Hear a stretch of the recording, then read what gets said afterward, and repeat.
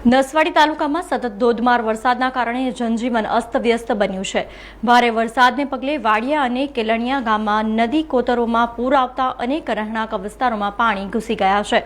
ઘરોમાં પાણી ભરાતા ઘરવખરીને ભારે નુકસાન પહોંચ્યું છે અને ગ્રામજનો મુશ્કેલીમાં મુકાયા છે।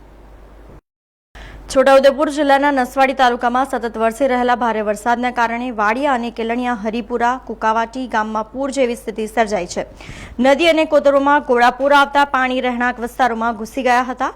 અનેક ઘરોમાં પાણી ભરાઈ જતા ઘરવખરી પલળી ગઈ છે અને લોકોને આર્થિક નુકસાન વેઠવાનો વારો આવ્યો છે। પૂરની સ્થિતિને પગલે ગ્રામજનોએ ભારે હાલાકીનો સામનો કરવો પડી રહ્યો છે। સ્થાનિક લોકો દ્વારા તાત્કાલિક મદદ અને નુકસાનનું સર્વેક્ષણ કરવાની માંગ ઉઠી છે। નસવાડી મામલતદારની સૂચનાના આધારે તલાટી કમ મંત્રીને અસરગ્રસ્ત વિસ્તારોનું સર્વેક્ષણ કરી નુકસાનનો વિગતવાર અહેવાલ રજૂ કરવાની સૂચના આપવામાં આવી છે, જેથી સરકારની સહાયની પ્રક્રિયા ઝડપથી શરૂ કરી શકાય। બીજી તરફ ભારતીય હવામાન વિભાગે આગામી 3 દિવસ માટે અતિ ભારે વરસાદનું રેડ એલર્ટ જાહેર કર્યું છે। આગાહીને ધ્યાનમાં રાખીને વહીવટીતંત્ર સંપૂર્ણ સતર્ક બન્યું છે અને નીચાણવાળા વિસ્તારોમાં રહેતા લોકોને સાવચેતી રાખવા તેમજ જરૂરી હોય તો સુરક્ષિત સ્થળે ખસેડવા અપીલ કરવામાં આવી છે।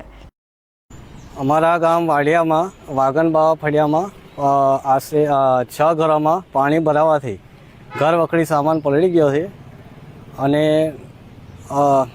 ભારે વરસાદના કારણે પાણી કોઈ જગ્યાએ નીકળે એમ છે નથી।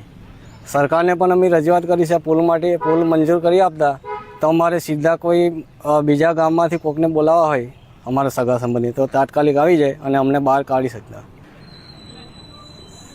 અમારે ઘર વખરી સામાન બધો પલળી ગયો છે, એના માટે અમારે હવે લેવા જવા માટે 15 થી 20 કિલોમીટરનો ફેરો છે લેવા જવા માટે।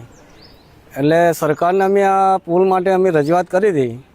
એ પુલ અને રસ્તો થોડોક બાકી છે, એ મૂકેલો બાકી એ થઈ જતો તો અમારે જવામાં તકલીફ ના પડતી।